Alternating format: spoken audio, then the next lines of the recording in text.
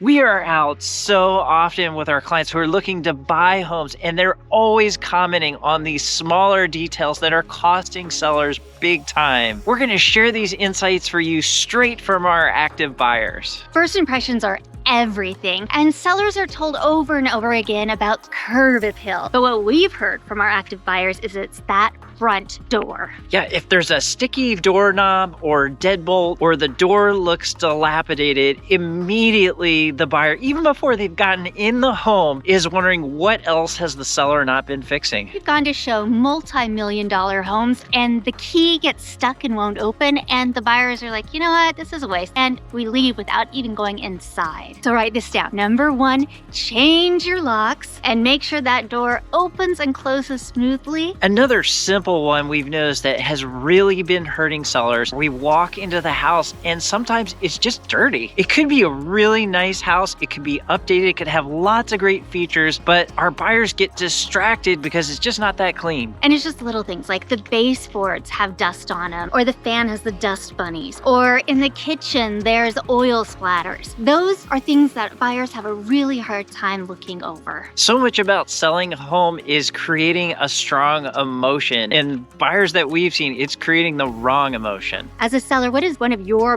big questions? Or if you're a buyer, what is something that you've come across that you're just like, what were they thinking? We'd love to hear about it down below. An easy way to make sure your house feels all clean and shiny and sparkly is painting the walls. One of our clients recently sold, and they loved big, bold colors. And so when they were getting ready to sell, we mentioned doing an alabaster white on all of the walls and the baseboards. When they did that, the seller was like, this doesn't feel like my house anymore. And she's right. That's actually how it should feel. Freshly painted walls and baseboard can cover up dings and defects, and I can't tell you the difference it makes for making the home seem brighter and cleaner and just the whole flow better. It is really remarkable the difference that can make. Another big one that might just make a buyer turn around and walk away is funky smells of any kind. Pet smells or moldy, musty smells. Candles, air fresheners. Yeah, and sometimes buyers, in an attempt to make their house smell good or to cover up something, will use the air freshener or the candles, and that's just the thing. People look at each other and go, what are they trying to hide? Or, I can't go inside, it's making my sinuses go all yucky and my nose is running, so we can't even get past the threshold.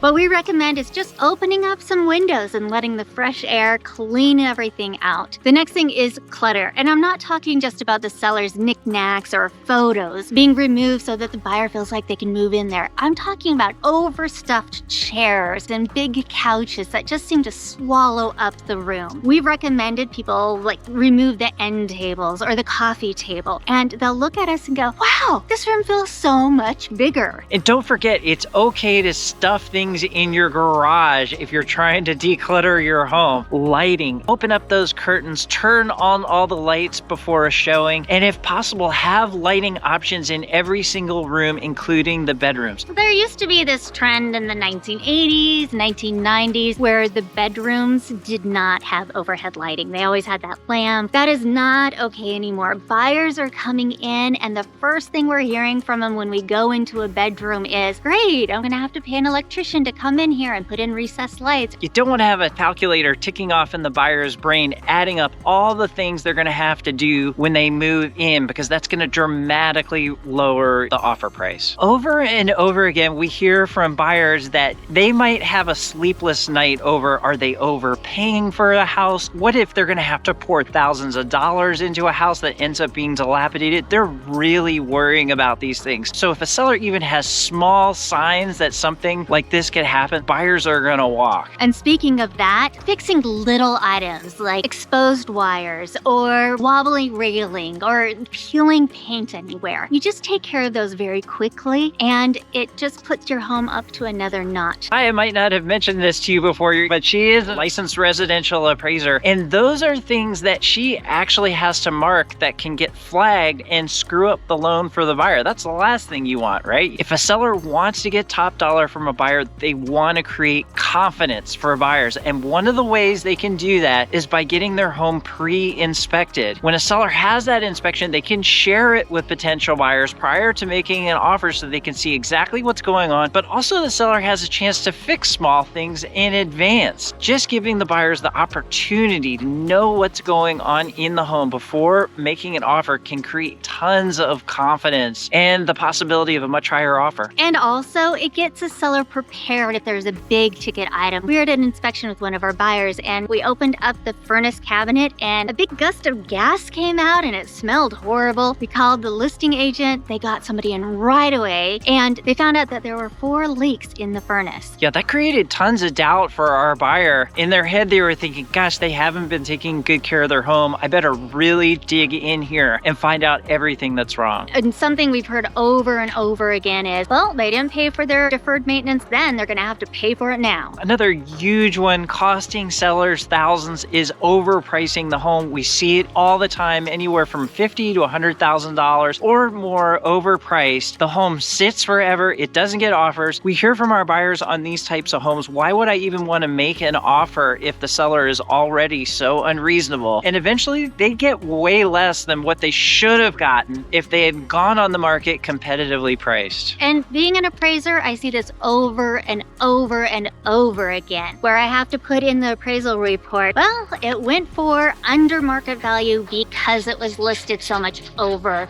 the market price. The number one thing I hear over and over and over again is, what is this photography on the MLS? It's like they did it with their phone or they had a friend come over and it's really dark and I can't really see anything. Sometimes we're like, you need to come see it. It looks a lot better than in the pictures. The flip side to that is sometimes homes are listed with virtual staging. So you walk into the home and you realize, oh, this is not how the house looks at all the way I saw it online. And they feel immediately misled and it creates resentment. That's the last thing a seller wants from a potential buyer. Another common form of misrepresentation is we'll walk into a home, it's called a 4-bed, 2-bath, for example, and it's really a 3-bed, 2-bath with an office, and that ticks buyers off. Those types of things happen a lot more often than you would think. We had one where we went to show the house and the second bathroom was actually a half bath in the garage. There was an outdoor shower and the outside building was dilapidated. It looked like it could potentially fall. That was not a good look. And so already the trust is lost. When somebody's spending that much money in order to make it a smooth close, sellers want to create trust. We hope that you have learned something from this video. And if you are deciding to sell your house, that this really helps you get top dollar. Our channel attracts a ton of buyers. So even if you're thinking about selling your home and you don't want the hassle of putting it on the market, you should let us know because we might already have the perfect buyer for your home. I'm Bart. And I'm Keziah. And we are real estate agents helping our clients buy and sell homes in Ventura, Santa Barbara, and Los Angeles counties. Please give us a call. We'd love to help you.